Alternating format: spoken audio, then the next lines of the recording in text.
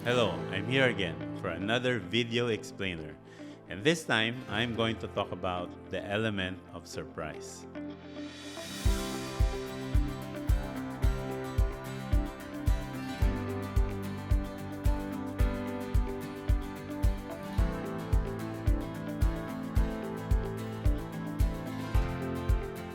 So welcome back. Dito na naman tayo for another video explainer. And now we're going to be talking about the element of surprise. Nagsusulat kasi ako ng mga vlogs ko dun sa website ko, www.passionforportraits.com. And dun sa website ko, meron akong tab doon, yung The Journey. Doon ko sinusulat yung mga thoughts and opinions ko about everything under portrait photography. So, mapa-technical man, mapa-opinion, or anything that could, I put my mind into and something that I wanted to share to other photographers. So if you want to learn portrait photography, just by going there under the journey, marami ka na matututunan dun. No? Basahin mo lang isa-isa yun. So, but if you want to watch the video, this is the video version of it, and I explain yung about the topic. No? And this time, we are going to talk about the element of surprise. So, bakit ko ba naisulat to? Kasi lately, nagkaroon ako ng test shoot. And then, while I was preparing and thinking about the concept that I'm gonna be doing, and then all the details of the shoot, naalala ko lang bigla when I was starting up.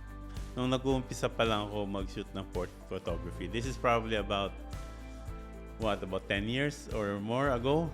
So, napakatagal na. So, yeah, with reference to that preparation sa shoot, grabe ako mag-prepare dati. As in, to the all possible things that will happen, kino-cover ko in terms of equipment, in terms of options in lighting. Pag hindi nag-work kong lighting na to, ano yung mga options ko, what equipments to bring. Ang dami kong dinadala kasi natatakot ako na baka mamaya magkaroon ng problema tas I don't have the equipment that I need. So, kaya nag-over, prepare. Tapos, yung mga poses, lahat, all the details of the shoot, ina-anticipate ko na at piniprepare ko na siya. So, ganun ako grabe mag-prepare during the time. Kasi, I'm a really technical guy. And I start learning photography on the technical side. Kasi, for me, it's easier for me to understand the technical side. And once I get the technical side, mas madali na lang sa akin yung creative side kasi wala na ko ibang iniisip eh. As long as na-cover ko na yung technical na side, dito na lang ako sa creative magfo-focus. Wala na akong iniisip pang iba. So, ganun ako as a photographer. I start on the technical side and then I end up on the creative side. So, one time, sometime 2004, there was this workshop that I attended kay Sander Angeles. It was a unique workshop kasi while nag-workshop sa amin, meron talaga siyang sinushoot na actual client, no? And then, nag-assist kami sa kanya.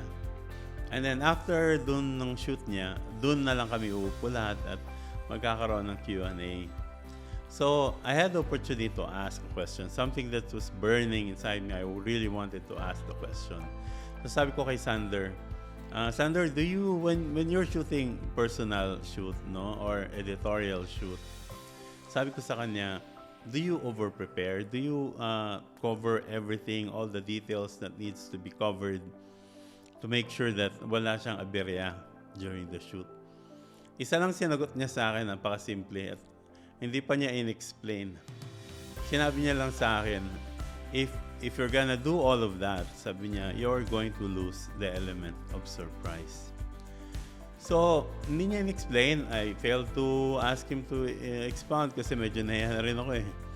But I didn't quite understand yung sagot. Umuwi ako at iniisip ko, mali ba yung workflow ko na I over-prepare and everything. Kaya ko, tingin ko tama naman kasi dapat naman siguro na mag-over-prepare ka, di ba? Para at the end of the shoot, you'll end up with a decent photos, di ba? Ganun naman yan, di ba? So, nagiging lang ako technical na it's best to really prepare for everything, no? All the options, all the gears, no? Everything needs to be covered.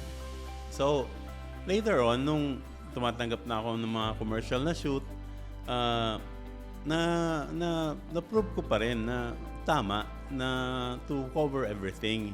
Kasi in commercial photography, isang beses mo lang gagawin yun during the day and you're paid to do that. And you want to make sure that at the end of the day, end of the shoot, na cover mo lahat na kailangan ni client, na deliver mo yung expectations nila. So, I think tama naman na mag-over-prepare. But as I kept on shooting for my own personal consumption, yung mga editorial, something that I do it for myself, yung mga personal projects ba. So, as I do that, doon ko dahan-dahan naiintindihan yung sinabi ni Sander Angeles. Na sabi niya, you are going to lose the element of surprise. Kasi hindi man niya in-explain, but naiintindihan ko na later. Siguro during that time, it was hard for me to accept kasi kulang pa ako sa experience. But later on, nung nagsushoot na ako ng maraming personal projects ko, doon ko na naiintindihan. Slowly na naiintindihan ko na yung sinabi ni Sander. Sabi niya, you're going to lose the element of surprise. Ang ibig niya sabihin pala nun, if you're going to cover everything, you're going to make sure that everything's gonna come out according to plan, then you are not allowing creativity to come in. Kasi lahat kinontrol mo na eh. Sinigurado mo na ito na yung mga lalabas, ito na yung mangyayari eh. So, paano naman yung mga bagay-bagay na mga naisip mo during the shoot? So, para mong linilimit yung sarili mo to be creative during the shoot. Kasi may mga minsan-minsan na may ilalabas sa'yo na napakaganda. Tapos naisip mo, uy, maganda to maybe I'll try to change it a bit or probably explore another angle or another view. So, if you are going to cover everything, all the details, and not allowing new things to come in, so you are limiting yourself in terms of creative freedom. Para mong sinasakal yung creativity mo. Kasi plinano mo na lahat ng mangyayari. So yun, doon ko naiintindihan slowly nung sinabi niya na you are going to lose the element of surprise. Sometimes you just have to, risk it and prepare only the essential things. Others, just allow yourself to be free during the shoot and allow yourself to have flexibility to come up with creative ideas and allowing everybody to be more flexible as well, na hindi siya lahat based on what you planned for. So allow yourself to be surprised and you'll experience things that you didn't plan for. Of course, risky siya, I know, but I think the creativity side would be really happy on that part. So I think na if you're a beginner, you're just starting up in portrait photography, this is just my opinion, it's best to over-prepare, make sure that at the end of the day, you have something na decent, that you created during the shoot.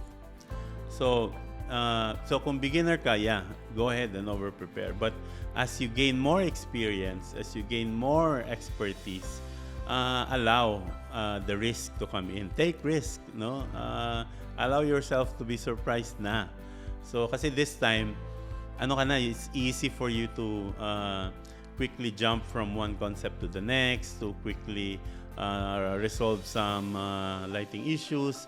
Mabilis na para sa yan when you have a lot of experiences. So, when you gain those experiences, you can allow yourself to be surprised this time.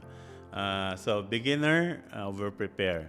But later on, I'm referring to to personal projects, not commercial. Commercial, talagang totally over-prepare. Pero pagdating sa mga personal projects, I would suggest later on, pag medyo experience ka na, don't cover everything. Leave some spaces. Allow yourself to be surprised. And you'll see the effect and, the adrenaline too. And share ko lang yun, no, na naintindihan ko after decade pa na kaya. But yeah, sana may natutunan kayo dun sa shinare ko and ma-share nyo din sa iba. So, yun, share ko lang. Keep on shooting everyone and see you next time. Bye-bye!